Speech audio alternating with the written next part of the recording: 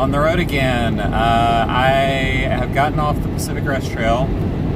Basically, long story short, the timing didn't work out very well. The weather was terrible. It just wasn't the year for the trail. And so I decided to go on some other adventures.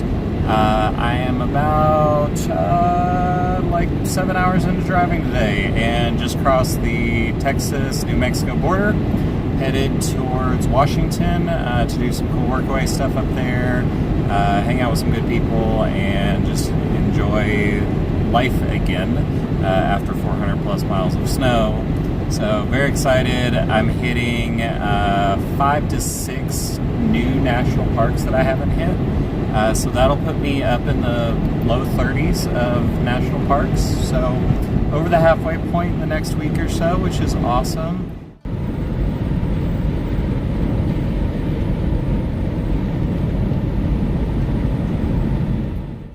Day 2, Pacific Northwest trip. I made it to Colorado yesterday, so that was very exciting to get out of Texas, through New Mexico, into Colorado. And today I'm headed towards Great Sand Dunes National Park. I'm very excited for that because they have like sand snowboard kind of deals. So I'm gonna rent one of those and mess around for the day there and see what happens and hopefully not hurt myself too bad. So getting on the road, heading up towards sand dunes. This was camp for last night, the northbound rest stop, and it's always interesting to me that it's just like every time I get into Colorado and out of Texas, it's just everything starts smelling better. Like it's just better.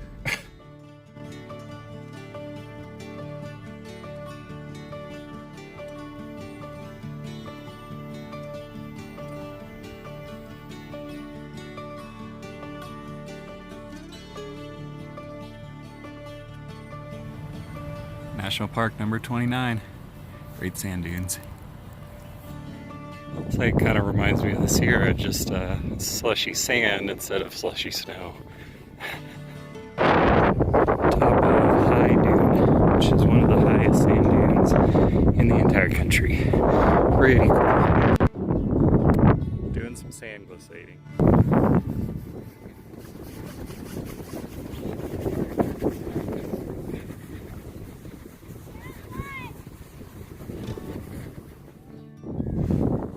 And I went through the desert on a horse with no name. Can't remember the name. Was it Ronald? I don't remember his name. Because of the desert, you don't remember your name. Back on the road, headed towards Durango, Colorado. Spent the morning at Great Sand Dunes, and pretty cool little park. It's a very small national park, but was fun. Like climbed up the sand dunes, did some little like sand glissading, I guess is the best sand sledding. I've definitely noticed a difference between 700 feet elevation and I think I'm at 6,000 or 7,000 feet right now. Yeah, I felt like a superhero in Texas, and then climbing the sand dunes today was like an absolute, like I was out of breath and all that kind of stuff. So I gotta get my lungs back under me and my legs back under me. 2 weeks on the couch has definitely been noticeable, but 3 hours to Durango. Gonna chill, get some work done, and hit Mesa Verde tomorrow. Fun stuff.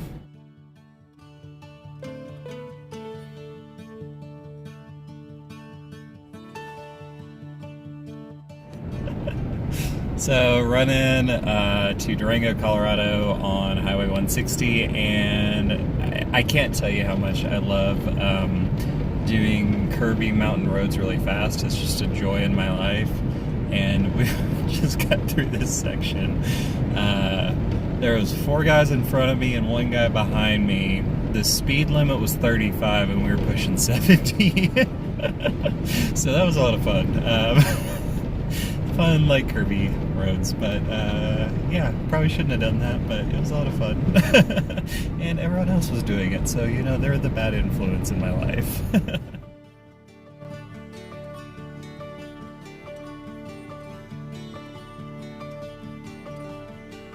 Day 4 of of the travels that I'm now calling the Midwest Test, because I've never been through the Midwest, and it's a quick trip, and so it's just kind of a scouting mission to kind of see some parks and all that kind of stuff. So yesterday didn't really film much. It was just a work day, so went to the library, which Durango has an amazing library, and got some work done.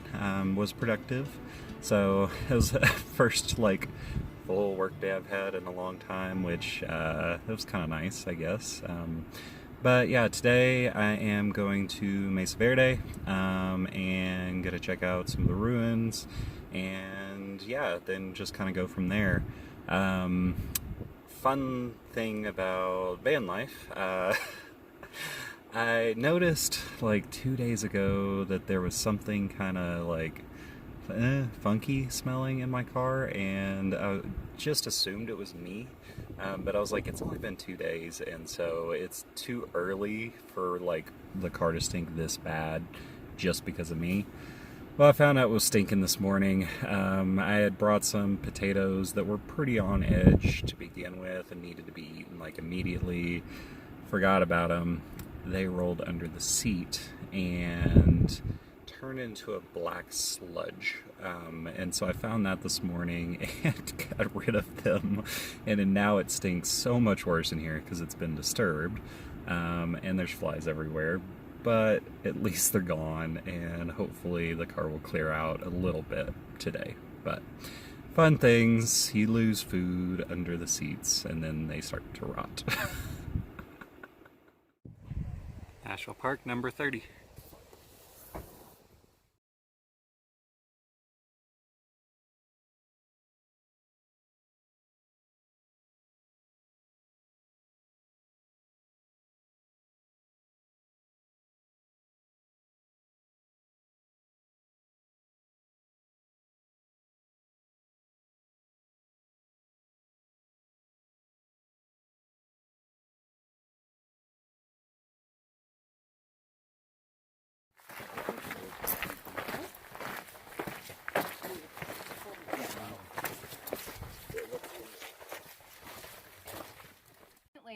Remember that we're walking in ancient footsteps here, quite literally. The rock next to these is a break for air. So on the far side of this wall, we can't see it anymore because it's fallen down, but there was kind of like a reverse chimney. There was a shaft through which fresh air would flow down into the kiva, and it would hit this little wall next to the fire pit.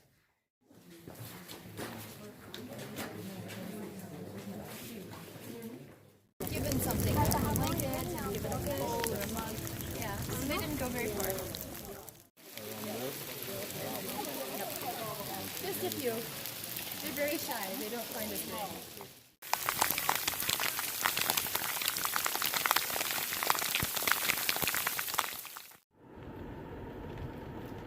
Just got done with the Longhouse tour at Mesa Verde, and it was actually really cool. You can probably tell we got caught in a thunderstorm mid-tour, which actually turned out to be really awesome. The way the people built the water collection systems and, basically survived out here in the desert for hundreds and hundreds of years, we actually got to see how that worked.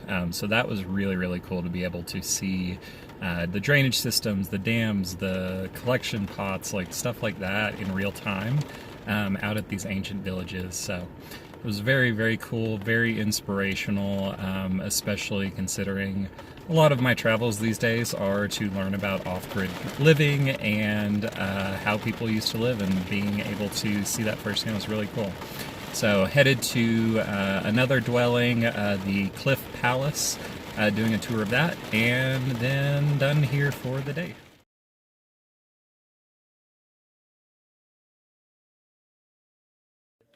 The construction techniques that these people had. And that thing rises 8 levels higher. It's not 8 stories high, but that's 8 levels above where we're standing. That was big. A gal from Santa Clara Pueblo wrote this: "The Sipapu allows for a flow of energy and communication between this plane of reality and other concurrent realities." That's pretty special if it allows us to talk to communicate with other realities. And that's what we're talking about when I'm talking about these trees, not just being trees anymore. You know, let me tell you a couple of things about Sipapu. It exists. It's in the Grand Canyon. Hopi Indians make a pilgrimage to it still in the 21st century. It's part of the coming of age ceremony. It's located on the Little Colorado River. They get to go visit where creation happened. That's pretty cool. Number two is just a story that happened to me in Spruce Tree House about 5 years ago. Spruce Tree House is closed now because of rockfall. Maybe 2 more years we'll open it. But at Pueblo, we have a reconstructed kiva there. We put the roof on it, there's the ladder, people can go in and out. It was kind of neat. And so this Indian woman comes, she goes on down, and as she's coming back up, she looks at me and says, you know, when I'm in the kiva, I'm with my grandparents. And I'm thinking, yeah, man, you know, the kiva's in the ground, you've got the Sipapu, it all makes sense, and it's still working. It's not something that died. And we talked for a minute, and I said something like, so the spirit of your grandparents is in the kiva. And she looked at me and smiled and said, I didn't say spirit. I said I was with my grandparents. And I didn't know what to make of that. I still I don't get it. But I can tell you that when I come down here, I see history. I see a museum piece. I see a ruin. She comes down here and she's with her grandparents. That's a very, very different visit than what we have when we go down here. And that's what Sipapu represents. That different way of looking at things that we experience when we're down in the south like this. Just got done with Cliff Palace, and it was really, really inspiring. The ranger was talking about there's 61 national parks in this country, and this is the only park that is specifically dedicated to a human creation.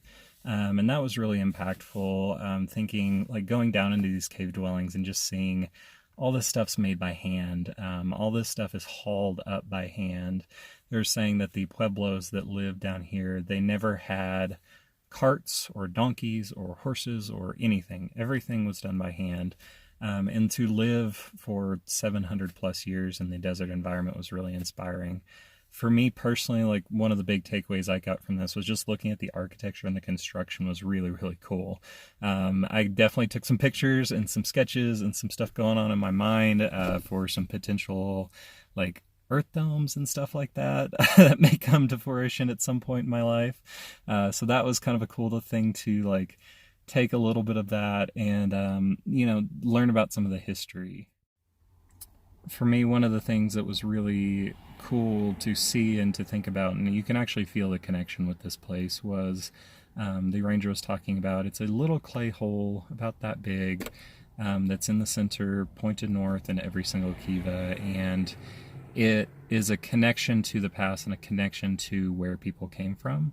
And I think that's something that's really beautiful about, like, the Native American culture, and something that I connect with is the people that were here before you and the people that, like, founded your existence. And that's something that I think we forget a lot these days, and it's something that I think we should remember more. And so having that in the center of the house, something that's cool and something that I kind of want to appropriate a little bit in, like, you know, in a respectful way, and, like, kind of put that into some home design. And so this trip definitely gave me a lot to think about and a lot of inspiration for future homes and future stuff, future buildings. Like, really cool. I'm very happy I came out here.